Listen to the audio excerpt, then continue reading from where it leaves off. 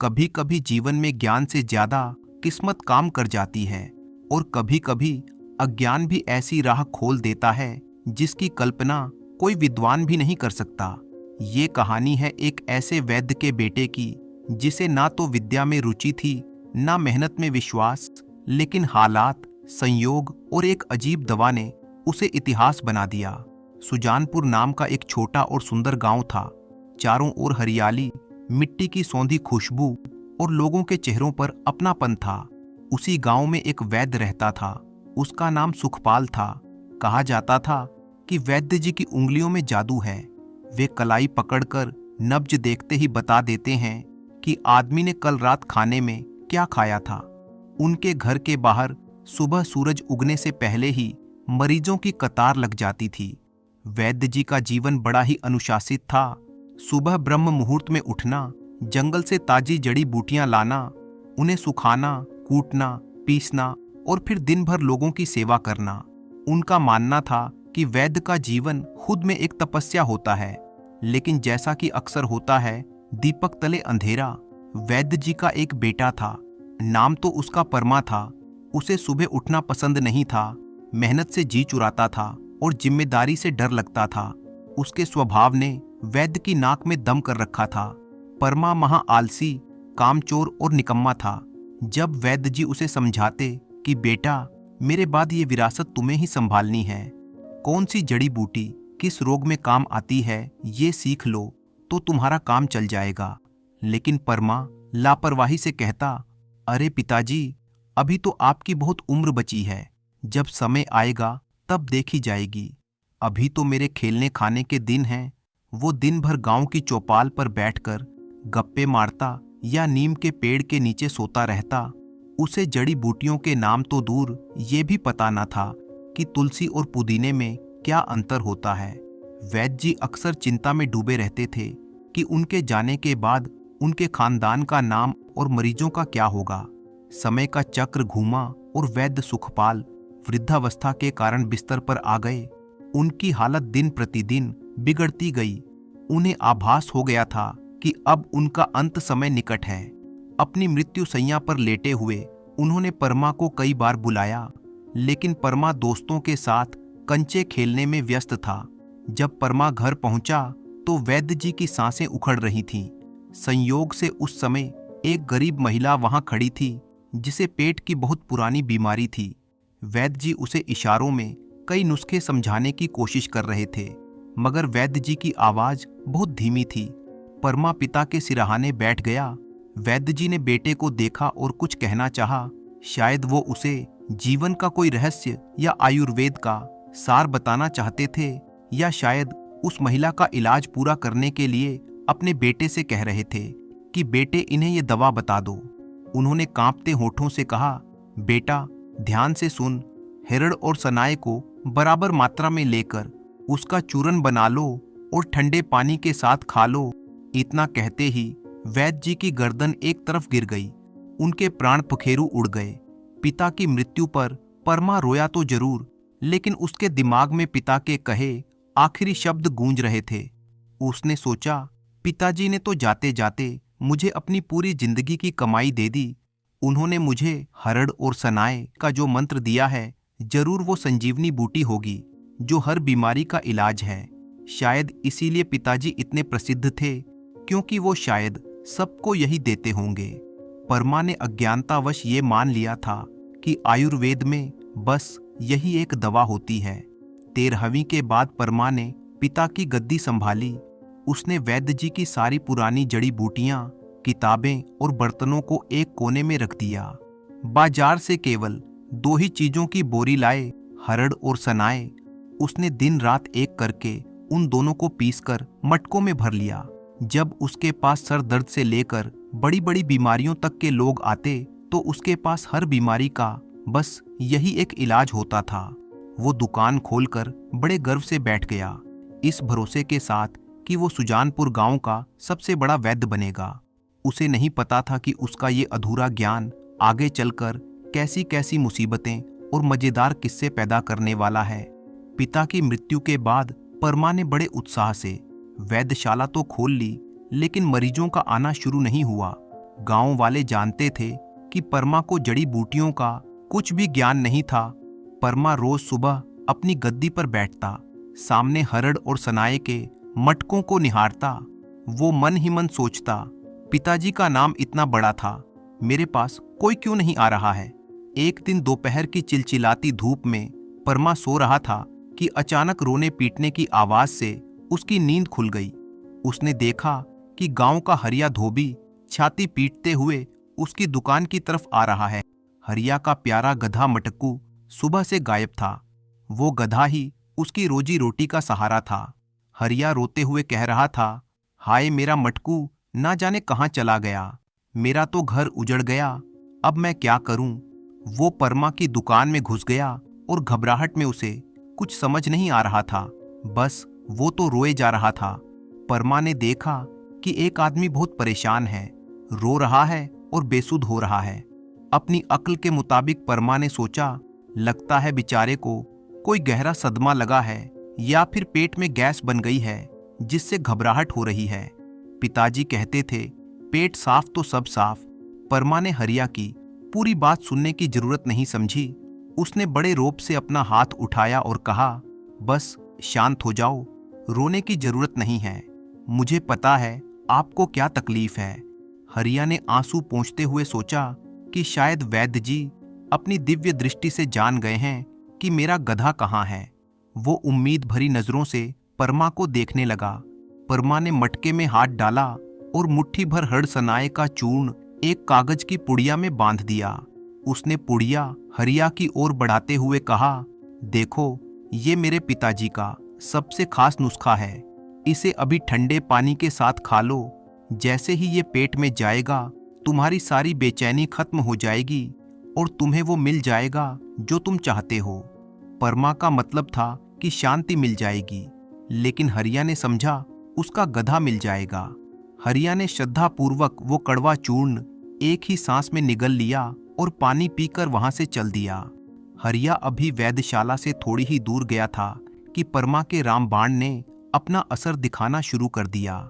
हेरड़ और सनाए का वो तेज मिश्रण पेट में जाते ही तूफान मचाने लगा। हरिया के पेट में जोरों की दर्द शुरू हो गई।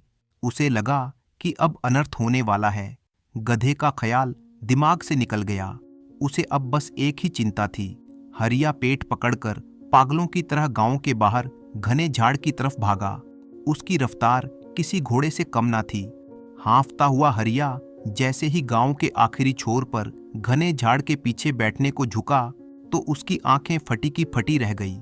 वहां आराम से ठंडी छांव में उसका खोया हुआ गधा मटकू हरी हरी घास चर रहा था।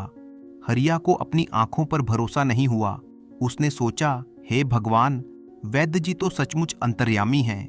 उधर चूरन ने पेट में असर किया और इधर मेरा गधा मिल गया। ये दवा नहीं, ये तो जादू है। शाम तक हरिया ने अपने गधे को साथ लेकर पूरे गांव में परमा की जय जयकार शुरू कर दी। वो हर किसी को रोक रोक कर ये बता रहा था, अरे तुम लोग तो परमा को निकम्मा समझते हो, वो तो साक्षात देवता है। मेरा गधा खो गया था, कोई उसे खोज नहीं पाया। वैद्य जी ने एक पुड़िया दी, मैंने खाई और मुझे ऐसा झटका लगा कि मैं सीधे गधे के पास जाकर रुका। गांव वालों को लगा कि परमा के पास कोई ऐसी विद्या है जिससे खोई हुई चीजें वापस मिल जाती हैं। जो लोग कल तक उसका मजाक उड़ाते थे, आज वे सम्मान से उसकी दुकान की तरफ देखने लगे। परमा को समझ नहीं आ रहा था कि ये सब कैसे हो गया, लेकिन उसने चुपचाप इस प्रसिद्धि का मजा लेना शुरू कर दिया। पूरे गांव में परमा की वाहवाही हो रही थी। धोबी और गधे वाली घटना की खबर हवा की तरह उड़ते हुए राजमहल के रसोइयों और सेवकों तक भी जा पहुंची थी। एक दिन अचानक उसी राज्य की सीमाओं पर खतरे का बिगुल बज उठा। पड़ोसी देश के क्रूर राजा भीमसेन ने एक विशाल सेना के साथ आक्रमण कर दिया। भीमसेन की सेना के पास हजारों घोड़े, हाथी और लाखों पैदल सैनिक थे, जबकि यहाँ के राजा की सेना बहुत छोटी थी। राजा ने आनन फानन में एक युद्ध सभा बुलाई। सेनापति का चेहरा मुरझाया हुआ था। राजा बहुत चिंतित थे। उन्होंने अपने मंत्रियों की ओर देखा, लेकिन सबके सिर झुके हुए थे। हार निश्चित लग रही थी। तभी एक मंत्री ने राजा से कहा, महाराज, सुजानपुर में एक वैद्य परमा नाम का ज्ञानी महापुरुष रहता है। उसकी दवा से हर समस्या का समाधान होता है। मरता क्या ना करता, राजा ने तुरंत अपने अंगरक्षकों को आदेश दिया, जाओ और उस वैद्य को शाही सम्मान के साथ दरबार में पेश करो। उधर परमा अपनी दुकान पर बैठकर यही सोच रहा था कि धोबी से मिले पैसों के कपड़े लाऊं या मिठाई खाऊं। तभी घोड़ों की टाप उसे सुनाई दी। उसने देखा कि राजा के सैनिक उसकी दुकान के बाहर खड़े हैं। एक मंत्री बोला, परमा, तुम्हें महाराज ने बुलाया है। ये सुनकर परमा घबरा गया। वो सोचने लगा, मुझसे ऐसा क्या अपराध हो गया है जो महाराज ने मुझे बुलाया है। वो कांपते पैरों से सैनिकों के साथ चल दिया। रास्ते भर वो भगवान से प्रार्थना करता रहा कि बस एक बार जान बचाओ भगवान, आगे कभी वैदगिरी नहीं करूंगा। दरबार में पहुंचने पर राजा ने परमा से गरजते हुए कहा, परमा, शत्रु द्वार पर खड़ा है। हमारे सैनिक कम हैं और कमजोर पड़ रहे हैं। हमें आपकी देवीय शक्तियों की जरूरत है। क्या आपके पास कोई ऐसी शक्तिवर्धक औषधि है जिसे खाते ही हमारे एक एक सैनिक में 10-10 हाथियों का बल आ जाए? हमें आज रात ही ये दवा चाहिए। परमा के हाथ पैर ठंडे पड़ गए। उसके गले का पानी सूख गया। उसने मन ही मन सोचा, हे भगवान, अब तो मरा। मुझे तो ताकत की दवा क्या, जुकाम की गोली भी नहीं बनानी आती। अगर मना किया तो राजा जरूर गर्दन काट देगा। डर के मारे परमा का दिमाग शून्य हो गया था। उसे अपनी जान बचाने के लिए बस कुछ समय चाहिए था ताकि वो मौका मिलते ही भाग सके। फिर उसने अपनी पुरानी आदत के अनुसार वही एकमात्र नुस्खा आजमाने की सोची। उसने लड़खड़ाती आवाज में लेकिन पूरे आत्मविश्वास का नाटक करते हुए कहा, महाराज चिंता न कीजिए, मेरे पास एक वीर रस चूर्ण है। इसे आज रात के खाने में पूरी सेना को खिला दीजिए। कल सुबह तक सैनिकों के शरीर में ऐसी स्फूर्ति और गति आ जाएगी कि वे एक जगह टिक नहीं पाएंगे। राजा ने प्रसन्न होकर सेनापति को आदेश दिया कि तुरंत वैद्य के घर से बोरियां भरकर वो चूर्ण मंगवाओ और आज रात खीर में मिलाकर सभी सैनिकों को खिला दो। आदेश का पालन हुआ। परमा का सालों से जमा किया हुआ हरड़ और सनाए का चूर्ण शाही रसोई में डाल दिया गया। सैनिकों ने बड़े चाव से खीर खाई, ये सोचकर कि कल वे दुश्मन सेना के छक्के छुड़ाएंगे। रात के 12 बजते बजते वीर रस चूर्ण ने अपना असली रंग दिखाना शुरू कर दिया। सैनिकों के पेट में युद्ध शुरू हो गया। सोए हुए सैनिकों के कराहने और पेट में गुड़गुड़ाने की आवाजें आने लगी। थोड़ी ही देर में पूरी छावनी में भगदड़ मच गई। लेकिन ये भगदड़ युद्ध के मैदान की तरफ नहीं बल्कि जंगल की तरफ थी। जिस सैनिक को देखो वो अपना पेट पकड़े हाथ में लौटा लिए, अरे हटो, मुझे जाने दो चिल्लाता हुआ जंगल की तरफ भाग रहा था। हरड़ और सनाए की मात्रा इतनी ज्यादा थी कि एक बार जाने से काम नहीं बन रहा था। सैनिक वापस आते कि पेट में फिर से मरोड़ पड़ जाता। फिर वे जंगल की तरफ दौड़ पड़ते। पूरी रात और अगली सुबह तक यही नजारा था।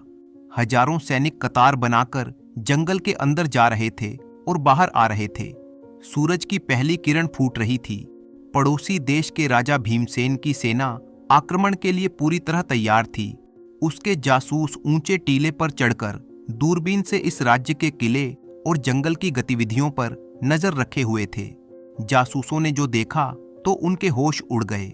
किले का मुख्य द्वार खुला था और वहां से सैनिकों का एक विशाल समूह जंगल की तरफ दौड़ रहा था। एक जासूस ने चिल्लाकर कहा, सेनापति जी देखिए, सैनिकों की एक टुकड़ी जंगल में मोर्चा संभालने के लिए जा रही है। थोड़ी ही देर बाद दूसरी टुकड़ी निकली, फिर तीसरी, और ये सिलसिला रुकने का नाम ही नहीं ले रहा था। दरअसल परमा के चूरन ने सैनिकों की हालत इतनी पतली कर दी थी कि एक सैनिक को रात भर में 10-10 बार जंगल जाना पड़ रहा था। लेकिन दूर बैठे दुश्मन को लग रहा था कि ये सब नए सैनिक हैं। 10,000, 20,000, 5,000 जासूसों का गणित फेल हो गया।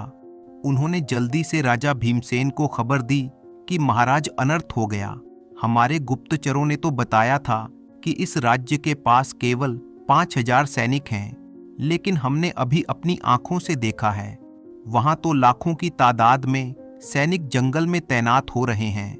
उनकी सेना तो चींटियों की तरह निकल रही है, जिनका कोई अंत नहीं है।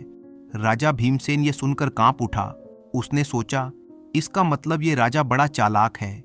इसने अपनी असली विशाल सेना को जंगल में छिपा रखा है। अगर हम आगे बढ़े, जंगल के अंदर छिपी वो लाखों की फौज हमें घेर कर मार डालेगी। सैनिकों की भागदौड़ से जो धूल उड़ रही थी, उसे देखकर दुश्मन को यकीन हो गया था कि सामने कोई महाविशाल सेना युद्ध के लिए उतावली हो रही है। भीमसेन ने तुरंत आदेश दिया, तंबू उखाड़ो, वापस लौटो। ये युद्ध एक धोखा है। जान बची तो लाखों पाए, हम इतनी बड़ी सेना से नहीं जीत पाएंगे। देखते ही देखते दुश्मन की पूरी सेना बिना एक तीर चलाए दुम दबाकर भाग गई। इधर सुबह होते ही जब राजा को पता चला कि सैनिकों की हालत खराब है, तो राजा गुस्से में तलवार लेकर परमा को ढूंढने निकल पड़े। परमा अपने महल के कोने में दुबका बैठा था, ये सोचकर कि अब गर्दन कटी, अब गर्दन कटी। तभी किले की दीवार से संतरी ने चिल्लाकर कहा, महाराज दुश्मन भाग गया, मैदान साफ है। राजा ठिठक गए, बोले, क्या भाग गया? लेकिन क्यों और कैसे? तभी सेनापति, जो खुद पेट पकड़कर अभी जंगल से लौटा था, बोला, महाराज मुझे लगता है हमारी भाग दौड़ देखकर दुश्मन डर गया। उन्हें लगा कि हम हमला करने आ रहे हैं। राजा की समझ में पूरी बात आ गई। उसका गुस्सा तुरंत गर्व में बदल गया। उन्होंने सोचा कि यह परमा की कोई बहुत गहरी मनोवैज्ञानिक रणनीति थी। राजा ने परमा को बुलाया और गले से लगा लिया। फिर बोले, वाह वैद्य जी, आपने क्या दिमाग पाया है। आपने बिना एक बूंद खून बहाए सिर्फ चूरन खिलाकर दुश्मनों को भगा दिया। इसे कहते हैं बिना लड़े युद्ध जीतना। परमा, जो अभी भी पसीने से तरबतर था, उसने तुरंत स्थिति को संभाल लिया। उसने अपनी मूंछों पर ताव देते हुए कहा, जी महाराज, ये मेरी गुप्त वायु वेग रणनीति थी। मैं जानता था कि दुश्मन हमारी संख्या देखकर डर जाएगा। पूरे राज्य में जश्न मनाया गया। परमा अब राजवैद्य बन चुका था। उस रात जब परमा अपने कमरे में सोने गया, तो उसने आसमान की तरफ देखा, फिर हाथ जोड़कर पिता को याद किया। उसने मन ही मन कहा, बापू, आप सही कहते थे। विद्या चाहे कम हो, पर अगर किस्मत और हरड़ सनाए का साथ हो तो इंसान दुनिया जीत सकता है। और उस दिन के बाद परमा ने कसम खा ली, अब वो सचमुच थोड़ी वैदगिरी सीखेगा, क्योंकि हर बार सिर्फ किस्मत और पेट खराब करने से काम नहीं चलेगा। माता पिता की दी हुई छोटी सी सीख भी जीवन की सबसे बड़ी पूंजी बन सकती है। राजवैद्य बनने के बाद परमा की जिंदगी एकदम बदल गई। जो लोग कल तक उसे निकम्मा और कामचोर कहते थे, वही आज उसे रास्ते में देखकर हाथ जोड़ते थे। गांव के बुजुर्ग उसकी प्रशंसा करते नहीं थकते थे और नौजवान उसे किस्मत का धनी मानते थे। राजमहल से मिलने वाला सम्मान, इनाम और सोने के सिक्कों ने परमा की हैसियत ही बदल दी थी। कुछ ही महीनों में गांव वालों ने तय कर लिया कि अब इस राजवैद्य का घर बस जाना चाहिए। इतना बड़ा आदमी है, घर में बहू आएगी तो शोभा बढ़ेगी, ये कहकर रिश्ते आने लगे। राजा की ओर से भी संकेत मिल गया कि परमा की शादी किसी अच्छे कुल की लड़की से होनी चाहिए। आखिरकार परमा का विवाह पास के ही एक संपन्न गांव की लड़की कमला से तय हुआ। कमला देखने में साधारण थी, लेकिन बुद्धि में तेज और स्वभाव में बेहद सधी हुई थी। वो पढ़ी लिखी तो नहीं थी, मगर समझदार बहुत थी। सबसे बड़ी बात ये थी कि वो बातों को परखकर मानने वाली लड़की थी, आंख बंद करके नहीं। शादी बड़े धूमधाम से हुई। राजमहल की ओर से उपहार आए। गांव वालों ने जमकर नाच गाना किया। परमा अब सिर्फ राजवैद्य नहीं रहा था, बल्कि एक गृहस्थ भी बन गया था। शादी के कुछ ही दिनों बाद कमला ने परमा की दिनचर्या पर ध्यान देना शुरू किया। वो देखती है कि उसका पति सुबह देर तक सोता है, वैद्यशाला में बस गद्दी पर बैठकर लोगों की बातें सुनता है और फिर हर किसी को वही एक पुड़िया पकड़ा देता है। हिरड़ और सनाए की। एक दिन कमला ने धीरे से पूछा, आप इतनी सारी बीमारियों में एक ही दवा कैसे देते हैं? परमा ने मूंछों पर ताव देते हुए कहा, ये राजवैद्य का गुप्त रहस्य है, सब कुछ बताया नहीं जाता। कमला चुप हो गई, लेकिन उसके मन में शक का बीज पड़ चुका था। कुछ दिनों बाद एक गर्भवती स्त्री परमा के पास इलाज के लिए आई। कमला अंदर से सब देख रही थी। परमा जैसे ही हिरड़ सनाए की पुड़ियां उठाने लगा, कमला ने उसे रोकते हुए कहा, क्या ये दवा इस हालात में इस स्त्री को देना ठीक रहेगा? परमा घबरा गया। उसने इधर उधर देखा और बोला, अरे हाँ हाँ, पिताजी भी यही देते थे। कमला को उस दिन यकीन हो गया कि उसके पति की वैदगिरी किस्मत के सहारे चल रही है, विद्या के सहारे नहीं। रात को कमला ने साफ शब्दों में कहा, आपका सम्मान बहुत बड़ा है, लेकिन अगर कभी गलती हो गई तो ये शोहरत ही आपको ले डूबेगी। परमा पहली बार चुप रहा। उसे पिता के आखिरी शब्द और अपनी कसम याद आ गई। अगले ही दिन कमला ने उसने किताबें झाड़ पोंछकर परमा के सामने रख दी। कमला बोली, अगर आप सच में राजवैद हैं तो अब किस्मत के भरोसे नहीं, ज्ञान के भरोसे बनिए। ये बात परमा के दिल में उतर गई। उस दिन के बाद परमा ने पहली बार सच में सीखना शुरू किया। वो जंगल में पहचानने जाने लगा, किताबें पढ़ने लगा और हर बीमारी को समझकर दवा देने की कोशिश करने लगा। गांव वालों ने धीरे धीरे फर्क महसूस किया। अब हर मरीज को वही पुड़िया नहीं मिलती थी। कोई दवा काढ़े में मिलती, कोई लेप में, कोई परहेज के साथ। एक दिन राजा ने दरबार में कहा, परमा, पहले तुम्हारी किस्मत महान थी, अब तुम्हारी विद्या भी महान हो रही है। परमा ने जब ये बात कमला को बताई तो वो मुस्कुराने लगी।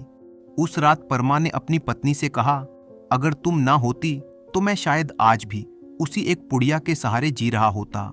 कमला ने बस इतना कहा, किस्मत ने आपको ऊंचा उठाया, अब ज्ञान आपको टिकाए रखेगा। कमला के कहे शब्द परमा के मन में देर तक गूंजते रहे। पहली बार उसे महसूस हुआ कि अब वो सिर्फ किस्मत के सहारे नहीं चल सकता। राजवैद की गद्दी भारी होती है, जरा सी चूक और वही सम्मान अपमान में बदल सकता है।